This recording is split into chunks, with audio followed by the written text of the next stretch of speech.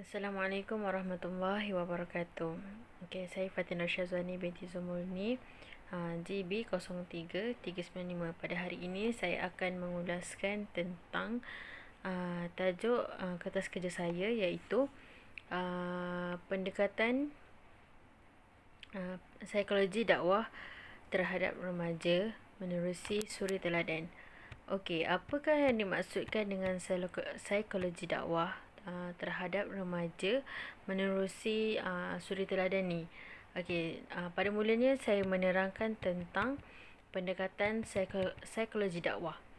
Macam mana kita nak mengaitkan psikologi dakwah terhadap remaja ni? Antaranya adalah psikologi dakwah ni merupakan dua gabungan perkataan, iaitu psikologi dan dakwah. Dia membawa maksud yang lain. Psikologi adalah psikologi dan dakwah adalah dakwah, yang saling mempunyai hubungan antara keduanya.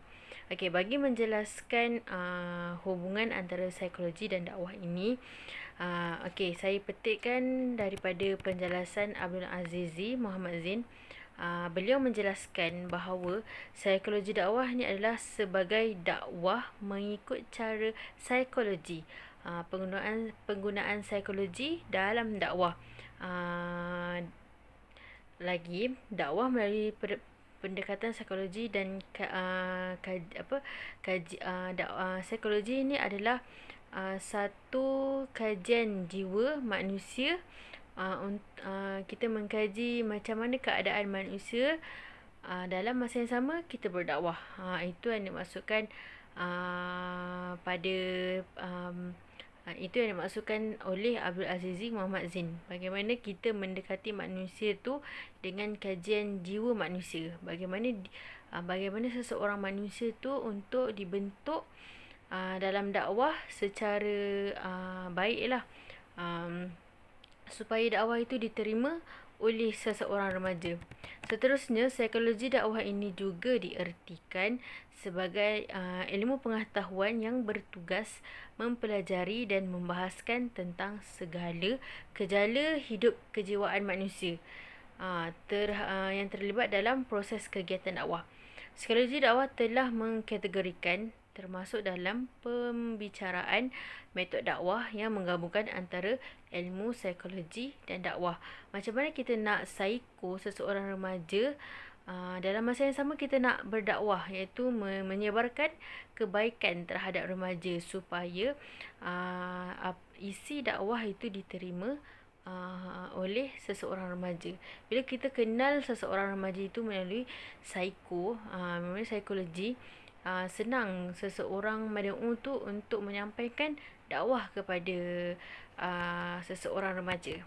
Okey, bagaimana pula psikologi dakwah menerusi suri teladan? Okey, suri teladan ni yang saya fahamkan adalah perkara-perkara yang baik, iaitu menunjukkan kebaikan terhadap seseorang remaja untuk dia tahu Islam tu adalah indah, Islam itu adalah mudah, Islam itu adalah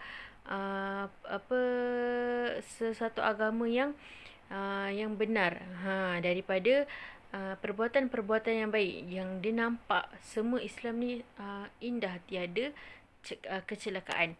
Okey, antara pendekatan dakwah melalui suri teladan ni saya bahagikan dia kepada 4. Bermula kepada tarbiyah. Remaja ini perlu ada tarbiyah. Tarbiyah ni adalah satu elemen yang masyhur dalam mendidik dan membentuk peribadi seseorang. Okey, bagaimana kita ingin tarbiyah seseorang remaja tu, kita berpandukan Rasulullah.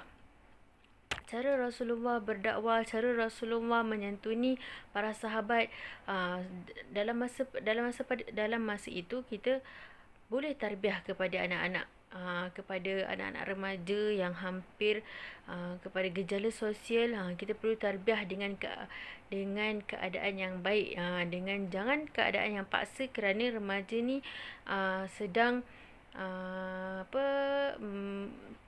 umurnya makin meningkat dan ingin mencuba sesuatu yang lain. Mungkin sesuatu tu agak tak patut untuk dilakukan, dan ketika itulah kita harus tarbiyah dengan keadaan yang bukan memaksa, tapi dengan keadaan yang baik dan lembut.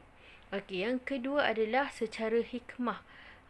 Hikmah dalam berdakwah ni sangat penting, iaitu para pendakwah seharusnya mengenali siapa yang akan didakwahnya. Bila kita dah tahu, okey, remaja kita harus berdakwah dengan keadaan yang macam mana. Okay, kita kena mengenal secara mendalam siapa yang kita ingin dakwahkan. Bila kita ingin menyampaikan sesuatu kebaikan, makna kita perlu sampaikan dengan secara yang hikmah, secara yang baik, supaya dakwah kita, nasihat kita diterima oleh remaja-remaja yang ingin mendengar kita punya nasihat. Okey, yang ketiga adalah al-mau'izatun hasanah, iaitu para pendakwah ni adalah tergolong dalam kalangan agamawan dan bertanggungjawab secara langsung untuk menasihati dan mengajar masyarakat tentang sesuatu perkara.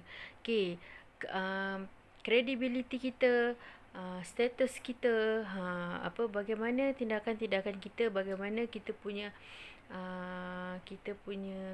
adab seseorang pendakwah harus ditonjolkan kepada para remaja, harus ditonjolkan dengan keadaan yang baik. Jika status seorang pendakwah buruk, di mana para remaja ingin menjadikan pendakwah itu ikon ataupun contoh teladan yang baik untuk mereka. Jika pendakwah itu baik, maka tonjollah dengan keadaan yang baik. Jadi remaja-remaja ni boleh menampak kita dalam keadaan yang bagus, baik, dan dia boleh membuat kita seseorang contoh teladan yang baik.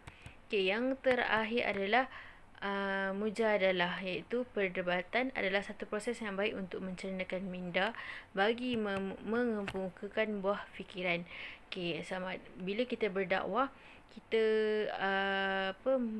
menggunakan sesi dua hala, iaitu bila kita berdakwah, kita pun menerima pendapat-pendapat remaja. Jangan kita tolak, dalam masa yang sama kita mendengar pendapat mereka, untuk kita raikan jika pendapat mereka betul ataupun tidak. Okey, itu adalah antara contoh-contoh yang saya boleh bagi tentang psikologi dakwah menerusi suri teladan yang baik. Okey, sampai situ saja. Assalamualaikum warahmatullahi wabarakatuh.